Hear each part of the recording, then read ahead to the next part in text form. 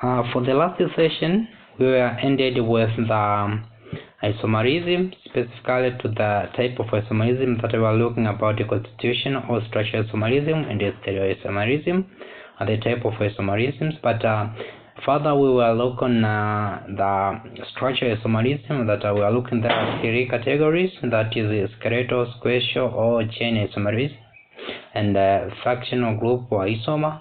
And the last one, it was positional isomer. So for today, we're going to continue with the last part about the isomerism. That is the second type of isomerism. We call what? Stereoisomerism. So this is stereoisomer or stereoisomerism.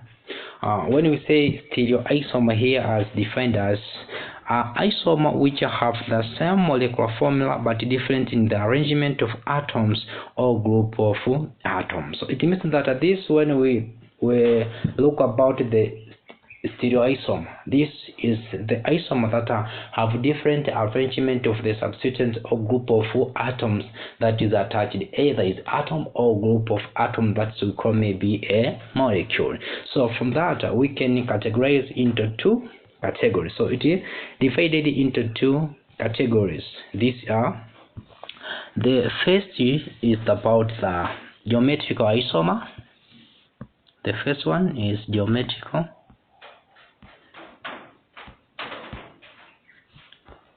isomer, and the secondly is what we call optical isomer.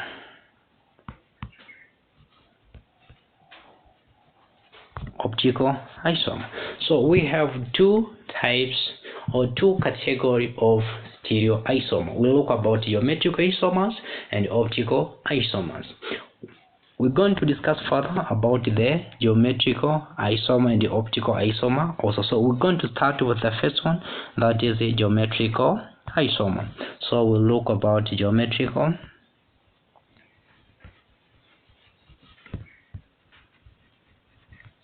When we say geometrical isomer, this is what we will look about the cis and the trans stereoisomer. When you say cis and trans, it means that the arrangement of the subatomic, maybe in part of cis it may be on the same side. We can look on how to be shown through the example, and the part of trans how to be cis like in the structure of stereoisomer. So we say that a geometrical isomer, these are cis trans stereoisomer,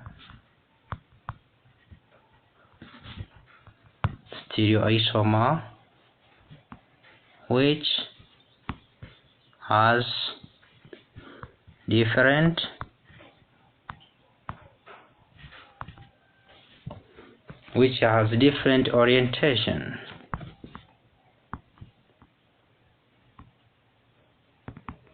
of group around a double bond.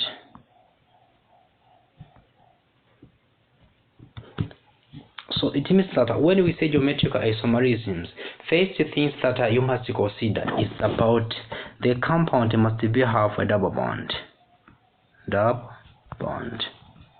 So it means that for geometrical isomerism in order to exist, it means that first of all, the condition that you may see there is about the double bond, and the second one is orientation from the double bond that exists between maybe carbon and carbon, and the orientations of the attached group from that carbon of adjacent from the double bond.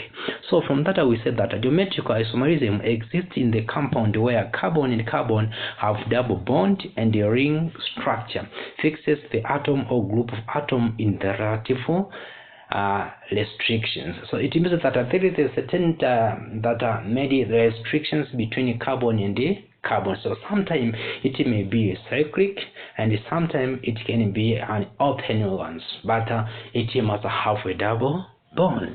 So from that we're going to look at an example. So this geometric isomer is about cis and trans. So it means that I have two categories, that is cis and trans. So how you can show this is cis and this is trans? We're going to start with the cis isomer. So to start with A, that is cis isomer. The cis isomer seems like this way. It may be X, maybe here is X, but here attached to the carbon, but this X is a certain element that is attached to the carbon, and this one, it must be a double bond. So this is the adjacent carbon that is attached from different constituent or group of atom or molecule, and this is Y and this is Y. You see that from this side there is X, X. On this side there is X, X. The thing that I will note here is that the val of this one and this one, it might be smaller than this one and this one, but the X and Y must be different. But X and X, it might be the same or sometimes have a certain of difference. So we can take an example by looking further. It's like this one. This is CH3 attached to the carbon with a double bond with the adjacent carbon with the CH2, CH3, and here maybe is a hydrogen, and here maybe is a hydrogen. So we see that this maybe is Y and this maybe is X. So from that, this is what we call cis. You see? So here we can name this one is cis2. We can say that this is cis. We can make this is cis 2 pentene. Why is pentene? Since there is fifth carbon. So from that, this is the longest chain. So from that, and the double bond exists to the second carbon. So this is what we call cis 2 pentene. We name this cis due to the nature of the carbon adjacent constituent, that is seem to be near the same, and here is near the same. So from that, this is what we call cis isomer. So now we're going to back it to the second B. We're going to look about trans isomer.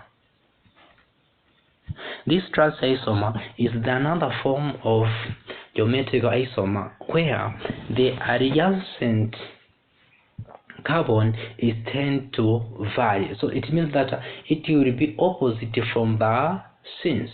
So we can say that trans is the opposite of cis. Why do we say it's opposite? We can look at example like this one. Maybe this X attached to the carbon with a double bond. This carbon, and here is X. Here is Y, and here is Y. You see? So it means that there it was X, or to the first time it was X, X, Y, Y. But until now, this trans seems to be different. The difference is where we're going to look at the adjacency. So it means that the existence seems like such a way. You see? So this difference that is going to exist here is like a cross. So it comes to the cross structure, seems like so this it can be as a trans. Let's look at an example. A little example is like this one, the first that we are drawing in cis isomer, that it will be CH3 attached to the carbon double bond and here also it will be CH2 CH3, and here it will be hydrogen, and here it will be hydrogen. You see, so from that here now we can name it as trans 2-pentene. Why it trans? Since the val of the atom carbon is carrying on the adjacent point, as you see here, as shown from the example. So until now, we're going to back to the second form or category of stereoisomerism that we call optical isomer.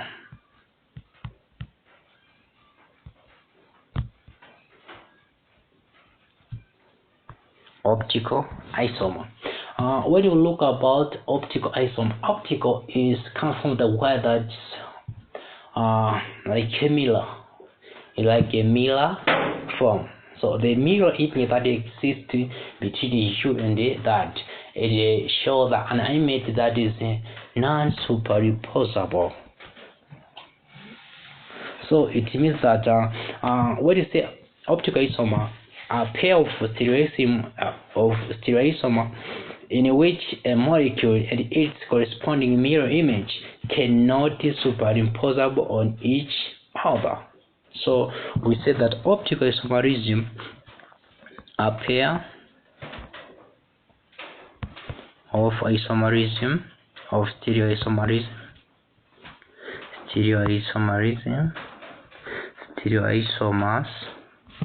in which a molecule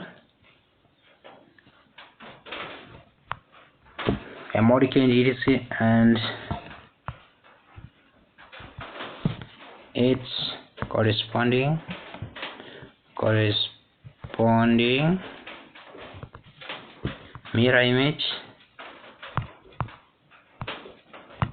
mirror image are non-superimposable.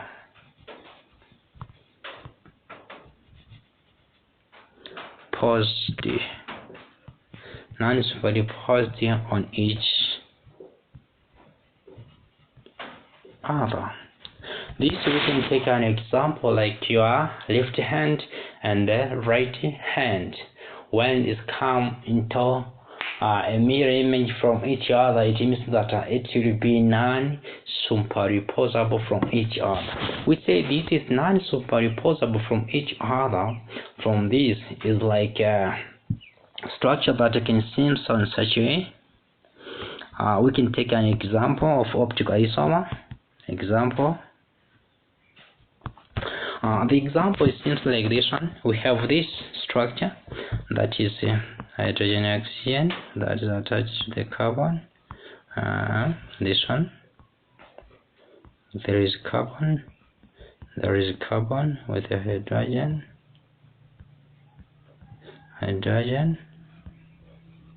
here. Sorry.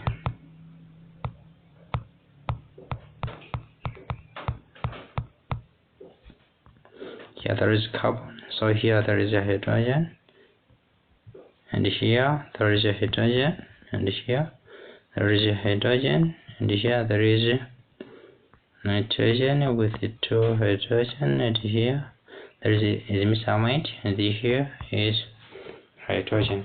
So from that, when we look through the mirror, this is like a mirror. This we call like a mirror. So it's the corresponding mirror image, which is come to be non-superimposable. So it will be carbon.